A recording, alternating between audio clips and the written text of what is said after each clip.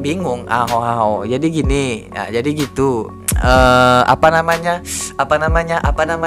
Itu loh.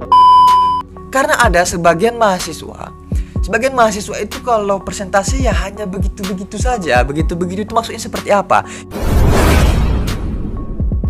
Assalamualaikum warahmatullahi wabarakatuh. Salam laga jondong pemirsa dimanapun Anda berada. Kali ini kita akan membahas tentang mahasiswa ya, bagaimana presentasi yang baik dan benar sehingga kita mendapatkan nilai baik ya, nilai A, nilai terbaik ya, nilai A atau amin atau B plus A. Yang penting jangan D, jangan E ya, jangan C. Yang pertama ya, ada beberapa langkah. Yang pertama, kalian harus menguasai materi ya, apa yang mau disampaikan. Bagaimana mungkin kita mau presentasi, mau menyampaikan kalau kita tidak menguasai materi? Kalian buat materinya sebaik mungkin sehingga kita berbicara tidak ngeblank, tidak ngaur ngidul. Ya, jadi ini berdasarkan riset bingung jadi gini ya, jadi gitu. Itu loh. Kayaknya kurang pas lah presentasi seperti itu ya. Ketika ada pertanyaan ya kan, setelah kita presentasi kan ada sesi tanya jawab.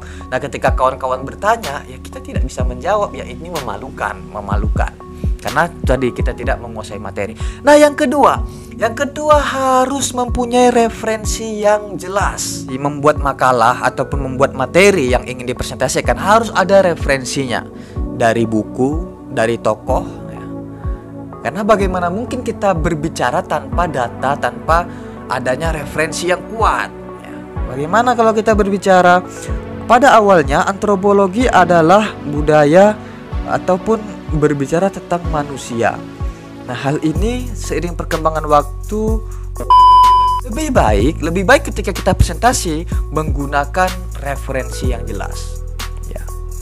Berdasarkan buku Antropologi Budaya, berdasarkan Symposium of Anthropology pada tahun 1953, Hoiber mengatakan, kan jelas ya, Aristoteles mengatakan dalam buku ini ya.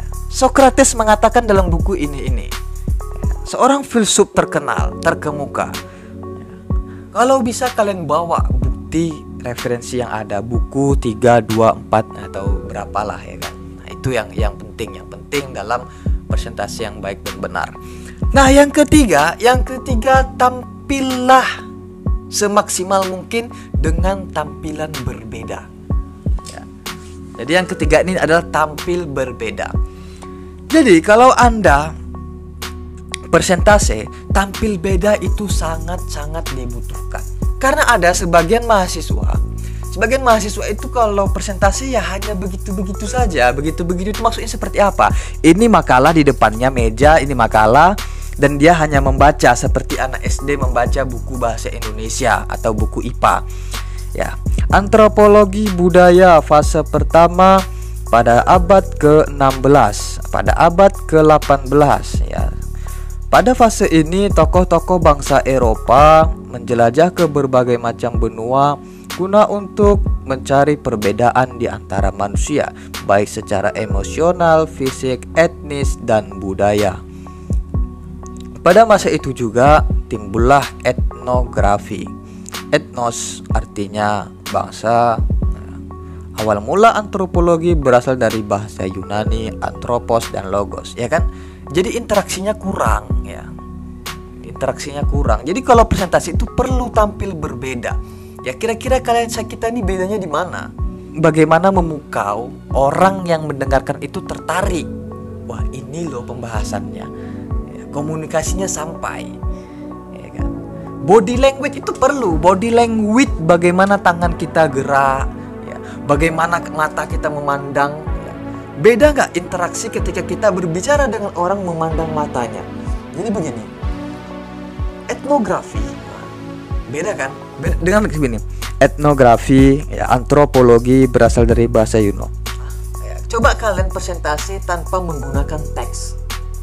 Ya, presentasi tanpa menggunakan teks, tanpa melihat teks. Walaupun ada di depan sebagai catatan kecil saja. Ketika Anda berbicara tanpa menggunakan teks, nampak di situ Anda profesional, bahwa Anda menguasai materi. Pernah saya praktekkan dalam dunia perkuliahan, dalam bangku perkuliahan. Waktu itu berkisar semester 2, ya, semester 2 masih baru-baru. Ya, saya melihat kayaknya persentase kawan-kawan belum ada yang tampil berdiri tanpa melihat teks dan menggunakan referensi secara umum sampai dari perspektif Al-Quran, dari perspektif agama. Ya, hari itu saya buat judulnya tentang pengantar antropologi. Pas pula waktu itu kami kelompok pertama, ya, belum ada kelompok-kelompok yang maju dan kami kelompok pertama maju.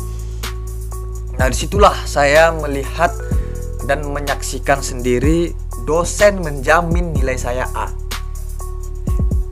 Apa kata dosen? Ini bukan untuk menyombongkan ya, tapi ini berdasarkan pengalaman yang saya sampaikan, berdasarkan pengalaman, fakta dan nyata, dan saksi hidup masih ada kawan-kawan lokal saya pada masa itu. Apa kata dosen itu? Bertahun-tahun saya mengajar dalam perkuliahan, ya kurang lebih seperti itu ya. Ya, belum pernah melihat mahasiswa seperti ini.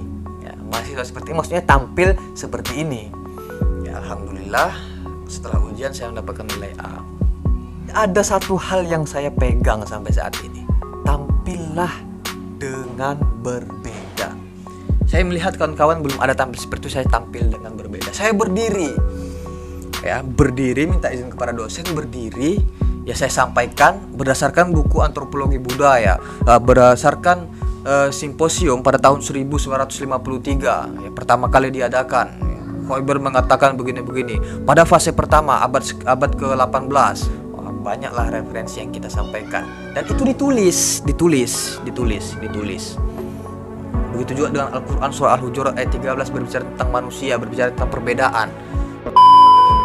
Jadi Bung Chandra pernah mengatakan, ya, seorang motivator terkemuka di Asia pernah mengatakan, tampillah berbeda, jadilah sapi ungu. Jadilah sapi ungu. Maksudnya apa sapi ungu? Pernah nggak Anda melihat sapi warnanya ungu? Pasti tidak pernah. Ya, ini hanya analogi ya. Nah, ketika ada segerombolan sapi lewat di depan Anda, melintas di depan Anda, ya, ada satu sapi yang warnanya ungu. Pertanyaannya, kemanakah perhatian Anda? Ya, manakah yang Anda perhatikan terlebih dahulu? Manakah yang menjadi pusat perhatian di antara sapi-sapi lainnya? Yang mana? Yang mana yang menjadi pusat perhatian ketika ini Anda bayangkan aja, ketika Anda lewat, ya, ketika ada sapi lewat, ya, ada sapi gerombolan lewat, ada sapi warna ungu. Kemana perhatian Anda? Kemana coba?